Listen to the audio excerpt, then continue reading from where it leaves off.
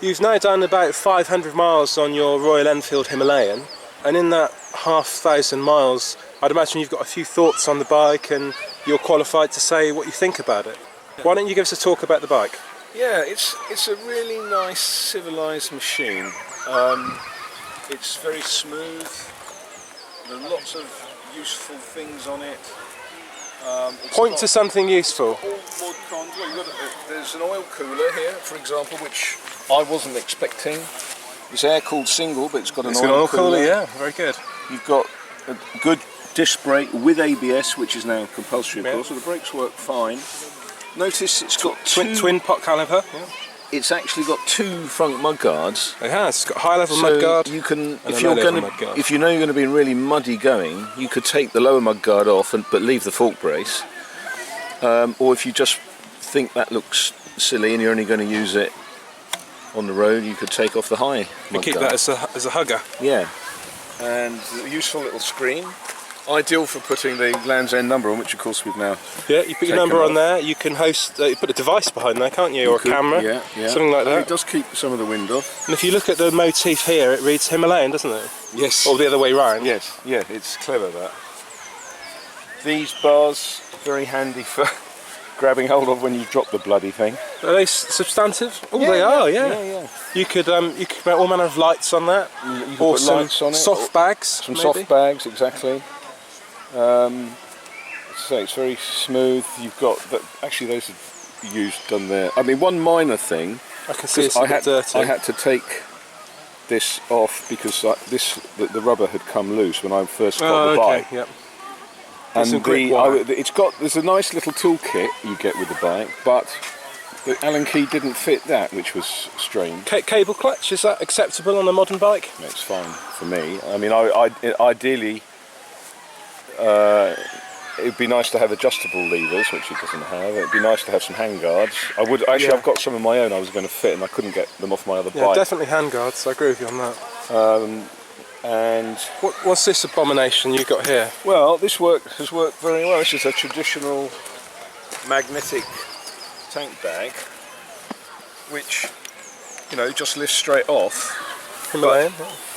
One problem I had early on in the trial, because I was very lucky that some people offered to take the panniers, because I'm carrying more than probably anyone else in the trial for the first 100 miles.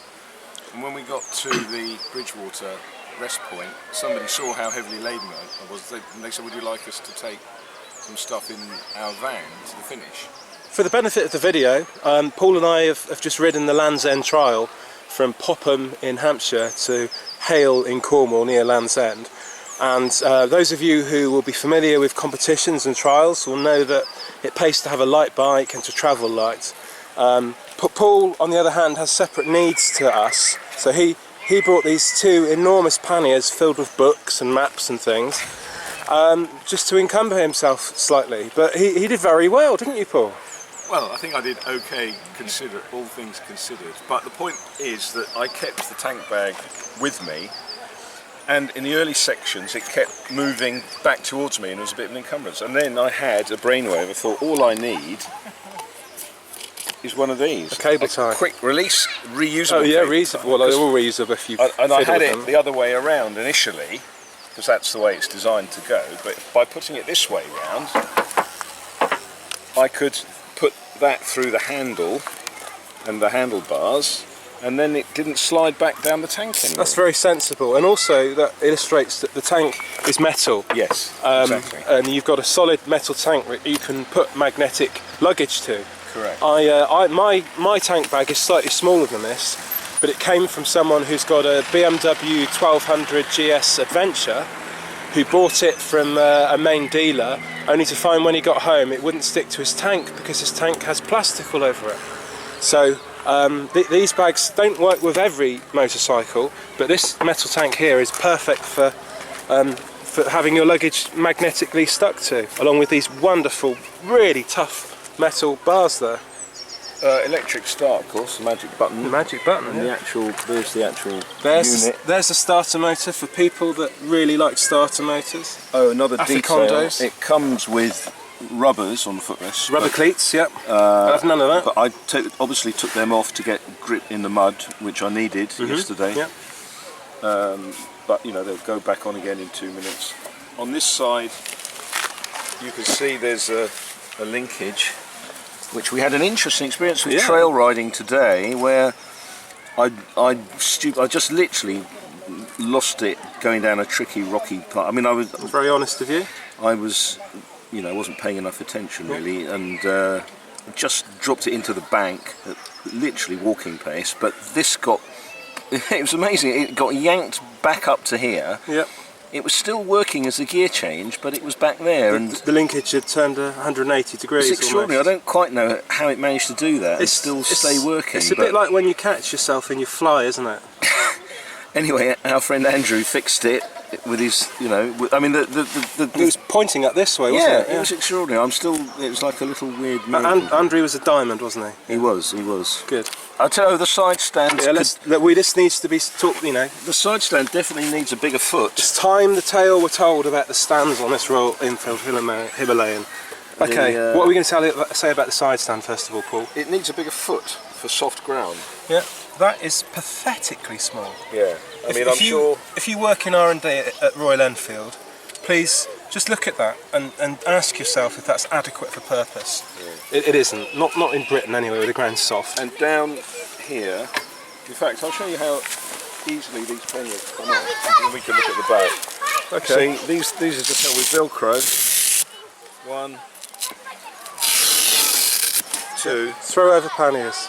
But for security, more of the very useful quick release. Do you know, I've known brassieres are harder to remove than those panniers, Paul.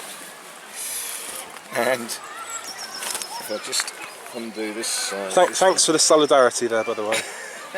It's nice to know I'm the only one in the world. And if we look down here, there you can see the rubber in the rubber cleats on the pillion footrest. There we are. Down below here, we've got the monoshock, which again is unusual. You know, it's not traditional. It's a monoshock or mod cons, but it's got a simple ramped up selection where you would normally on a twin shock you would have a C-spanner you just put on it and turn I see. You adjust it from the bottom. Yeah, but you cannot get a C-spanner on that because of the side bars. Well, there's obviously some proprietary Enfield tool, but it's not in the toolkit. And I've suffered, especially today with so much on it. I wanted to wind up the suspension, and I couldn't do it. It actually says in the handbook, if you want to adjust your suspension, take it to your dealer. As any professional will tell you, and hopefully it's been on the tip of their tongue during this interview, the correct way to adjust the preload on a shock is to remove it from the bike first. However, Royal Enfield can introduce, if they so felt fit, a remote preload adjustment in the form of a hydraulic ring, which you could mount on the bike, and it would only cost an extra 10-20 quid on the price, and then you could adjust the preload as you see fit when you have a pillion or luggage. While we're down here, it's good. You see, it comes with a bash plate, a standard. That's very good. On the downside, it's a little bit near the ground. We had an incident. I mean, I did the whole Land's End trial without hardly bashing anything, even though there's big rocks and boulders in some of the sections. There are. And yet today we came up that trail, which wasn't a difficult trail, but there was a step up back onto the road at the end. Just that side of Porthtowan. Yeah, and I was happily going up it, and the bike came to a dead stop because the bash plate just stopped. The step was just too big for it. I got the front wheel up, and then it just went boof. But that's the bash plate doing its job, isn't it? Yeah, but it'd be nicer if it hadn't stopped the bike. Okay, something you haven't mentioned yet, and I think you ought to be said, is you probably can't see the effect that the centre stand has at the moment, but when that's folded up it hangs very low. Yeah. And I think actually you were right. I think it was the centre stand that grounded, not the tang. When we came through Salisbury shortly after setting off from Popham, we went round a roundabout and Paul leant the bike over, not too far, but it was enough that the centre stand scraped on the tarmac. And I think Nathan Wilwood he removed the centre stand from his bike for that reason. Oh, did he? And you know, that's a very sensible thing to do. It really does hang down low. But on the other hand, But for road work, it wouldn't bother you, would it? no. Well, it depends how enthusiastic you drive. And again, if I could have jacked up the rear end, then it wouldn't be so near the ground. But the other thing is that it is bloody useful to have a centre stand, just for, you know, oiling the chain and adjusting it and all of that. And removing the back wheel. Look. Yeah. Or either wheel, you know. Or actually, there's the proof. Look, that centre stand is so low that you can't physically turn the back wheel because it's touching on the ground, Well, and you can't tip it forward because the front's on the ground. Well, to be fair, we're not on a firm surface, so the stand's dug in a bit. We're not, but I still think that that's a design, an oversight or a potential improvement. I won't call it a flaw. Yeah, That's unfair. Sure. And this back end looks very purposeful, doesn't it? You've got a little rack there. You've got grab rails there that I mean, you can move the bike around with. That's pretty heavy duty metalwork there. Yeah, and of course they do have a hard pannier option. Yes, With I've seen racks out those. here, and I thought about, I could have borrowed one of them, but I thought I'd actually, with my soft panniers, I'd rather wanted the soft panniers rather than hard, and that was the right decision. But the other thing, if we look here, this pannier could have been designed for this exhaust, because, you know, it's neatly upswept, but it doesn't stop you having panniers. Like a lot of high exhausts, if you have to put the pannier outside the exhaust, then they give you a heat shield as well, don't and they? the bike becomes as wide as a bloody car, you know. Yeah. Let me just take this one off. Yeah, I agree with you. That exhaust's a nice design. It's neither too high nor too low. And it's got a good heat shield on it. And it's Euro 4 compatible. Yeah. And to jog your memory, something that you've mentioned during the day we've spent travelling together, or the 2 days, is just how frugal the engine is. Oh, it's unbelievable. Talk to us about fuel economy, Paul Blezard. Unbelievable.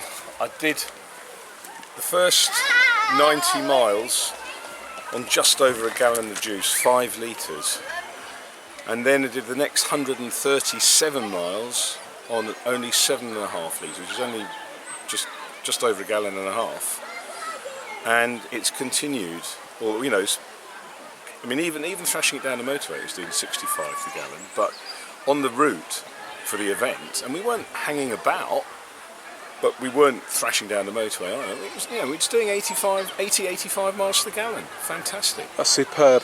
That really is. And also, it's got really soft power. So, I'd say the most difficult section that I managed to get up, you know, Crackington was the worst. I didn't attack it hard enough, and it was, with these tyres, well nigh impossible to get up. But I did get up Blue Hills, but I didn't think, when I had to do the restart halfway up, I really didn't think I was going to make it. But I was able to feed the clutch in, you know, really gently, and just feel for every ounce of grip, and then it would just go doof, doof, doof, doof, you know, and I just managed to get it to bite. Does the engine have a heavy rotating mass like an old English motorcycle? Doesn't feel like it. Doesn't feel. So like it doesn't chug along like a dump truck. No, it's really smooth. I mean, if you rev it hard, it sort of rattles a bit, but it's also, most of the time, it's really sweet. You know, it's sweet up to. Is it unfair to say that the engine feels unrefined? Because I know that some criticism that would be addressed unfair. that. Yeah, it doesn't feel. To me, it feels refined for a single. You know, compared to the original Enfields or, of course, BSA's singles or any other traditional single. And the engine was designed specifically as a new engine for a new bike, wasn't it? Yeah, and it's, you know, I mean, it's fuel injected. That's the other thing, of course. Partly because it's necessary for the legislation. Counterbalanced? It must be, because it's so smooth. Yeah, I think so too. I haven't looked into the actual technical minutiae of the thing yet, but I mean, you know, it's a very, you know, sitting on the road. I mean, I was worried about this hump. I thought, oh, I won't be able to slide back and forth. It pushes you towards the tank, doesn't it? But for me, actually, it was pretty comfortable. There was enough movement. I mean, maybe if you had very long legs and you wanted to sit a bit further back, you might not like it. But, and of course, I haven't tried it with a pillion yet either. The pillion would be much higher. But I was pleasantly surprised by how comfortable the bike was. I mean, considering we did, well, the best part of 400 miles yesterday, you know, including a lot of rocky going, as you know, and you know, you don't stand up for everything. You stand up for the worst stuff, obviously. But and you know, the bars. It's just when you're just cruising down the road, on the road, it's very comfortable, nicely balanced, easy to chuck left and right. And yet, as a gentle trail bike, it's also great, you know, and it's gone up some difficult stuff. What's the recommended retail price of the Royal Enfield Himalayan? It's under £5,000. Under £5,000? Under £5,000. It's amazing. And who would buy this bike? I think all sorts of people. I mean, the older rider, certainly. Someone who likes the thought of an old English-style bike but with modern conveniences. But maybe a young person as well, because why not? You know, if you're not obsessed with speed, you just want to get from A to B, especially, you know, using very little fuel, it makes a great all-rounder. Yeah, it's been said that it could possibly be the mythical perfect bike for the Trans-Euro Trail. What do you have to say about that? Maybe. You might want to put some slightly more knobbly tyres on it. Oh yes, the tyre choice from the factory was certainly well discussed during the trial. You know, those are great all-round tyres, so long as you're not having to deal with MT60s, yeah. You know, they're great on the road, but you know, if I wanted it to be capable of dealing with anything, I would probably put TKC Twinduros or maybe Michelin keys on, something with a bit more knobble, which is still good on the road.